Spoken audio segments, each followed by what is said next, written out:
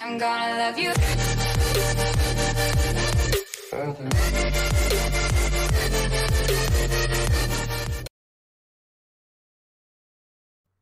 Hey everybody, welcome back to Dan's Chess Lounge.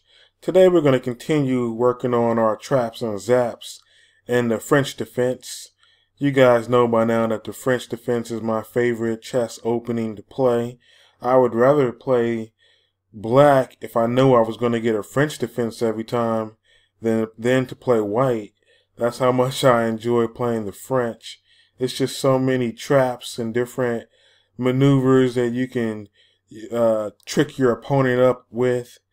So let's go ahead and continue. I'm going to be working out of the Traps and Zaps Chess Openings Part 2 book by Bruce Pandolfini. And I'll put a link in the description for anyone who wants to check that book out even more.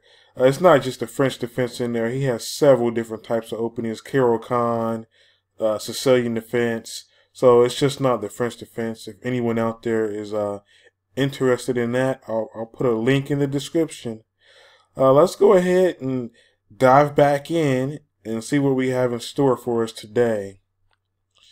Let's see here. The first one is a fork. So let's see how it unfolds. E4, E6, D4, D5. F3 is a different move. You guys remember from one of the previous videos, I'm always leery when someone moves their F-pawn early in the opening because that makes that diagonal there very, very weak. This diagonal here is very, very weak, and it can be exposed, you know, by my queen, or if I stick a bishop on that diagonal, it can be exposed very, very easily. D takes E, F takes E, Queen, H4 check, and just like that, that fast, white drops the E pawn because he's in check and he's not going to be able to save the pawn. And so that's exactly what I was just talking about. When you play the F pawn moves, it weakens that diagonal so much. You really have to kind of follow it up with the knight. The knight has to either come to F3, or if you're black and play F5, the knight needs to come to F6 just to keep the queen off of that diagonal there. So, all right, let's go into the next game.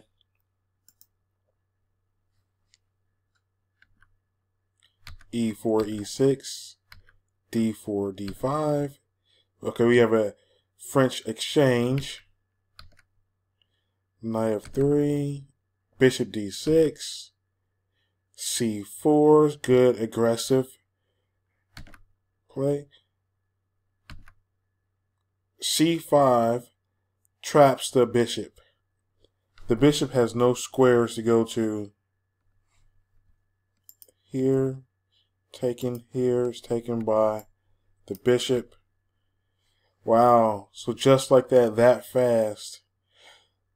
It looks like black is so used to playing this setup here that he just didn't realize that C5 would trap the bishop. You have to always be alert and be aware and play one move at a time. This is the type of stuff that can happen in blitz games where you're moving real fast. Let's go on to the next one.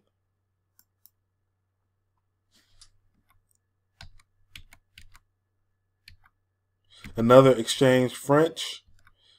Bishop E3, Bishop D6, normal developing moves until here. The queen goes to F3, which is usually reserved for your knight. C6, knight C3, knight F6, Bishop D3, and just like that, the queen is trapped.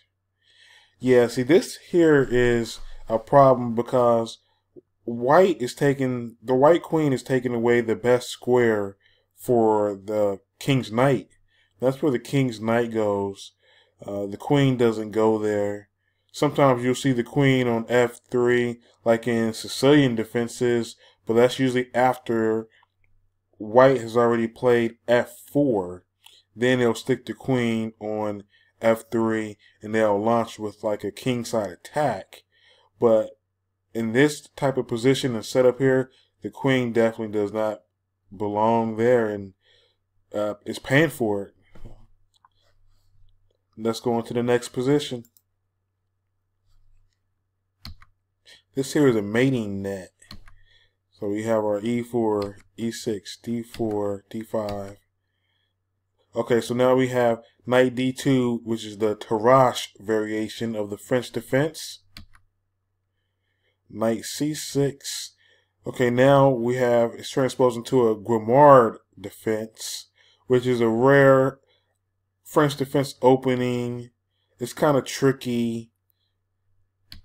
It definitely can catch your opponent off guard, but if they know what they're doing, then black can be left in just an inferior position.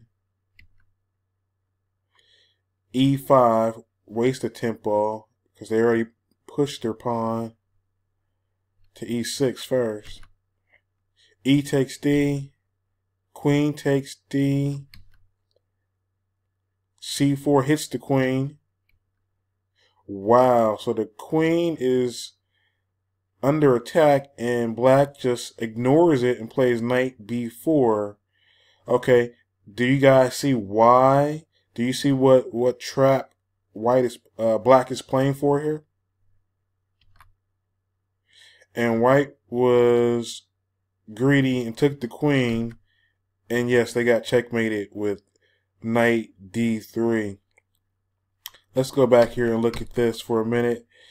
This here is just pure greed. This is also something that usually happens in like blitz games or bullet games when you're playing fast.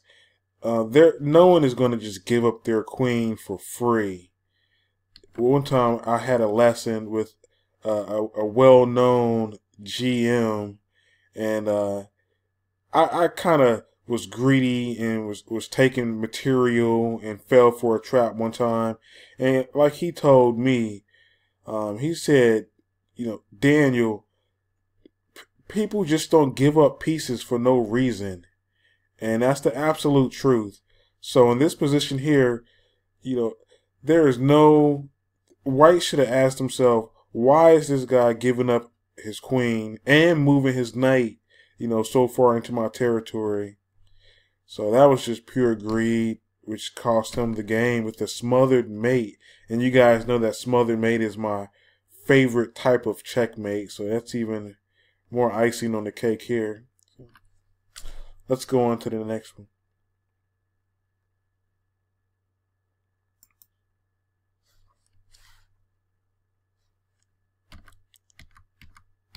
We've got our French defense. This time we have knight e2. c5, playing the typical break move in the French. D takes c. We like to see that because then we can develop our bishop quickly without using the tempo first to move it. We like quick development. E takes d. Both knights go into the second rank. And yes, that battery right here, this queen and bishop battery here, is a nightmare for white. There's actually no way for white to stop the black battery here from attacking and causing checkmate without giving up one of his pieces, one of his knights here. He either has to play knight d4 to give him some luft, to give him his king some air. So he has to give up his knight that way, or give up his knight, his other knight, his D knight. He basically has to just create space, and he can't go this way here with the knight, and he can't go that way there with the knight because he'll still just get mated like that. Wow. So this here is, white should not have had both knights on the second rank. In the Tarrasch defense, the Queen's Knight, it goes to D2 so it can avoid the pin from the bishop. So white could just play C3 to block. There is no reason to move the King's Knight to E2. So, let's go into the final position here. E4, E6, D4, D5. Again, we have another Tarrasch defense. C5, Knight F3. C takes D, Knight takes, Bishop comes out, Knight attacks the Bishop. Wow. Okay, so Black plays D takes E, even though his Bishop is under attack, because if the Knight takes, then Black can just play Queen A5 check, recapturing his piece here. But White has a surprise for him. Instead, White plays Bishop B5 check. And what this move does here is stops Black from being able to regain his piece. So now when Black blocks, White just takes the Bishop on C5. And then Black recaptures back. And then White plays this crazy intermezzo, Knight takes B7, hitting the Queen, and stopping the Queen from playing check on A5. So now that is just awful. So then when White takes the Bishop here, Black can't even take on B5, because if Black takes on B5, then he's hit with another fork. See? Knight D6. Check. Hits the King and the Queen. Wow, so those were some crazy forks and mating nets today. Well, I'll wrap it up right here for today. This has been more traps and zaps in the French defense. Don't forget to like, comment, and subscribe. Until next time.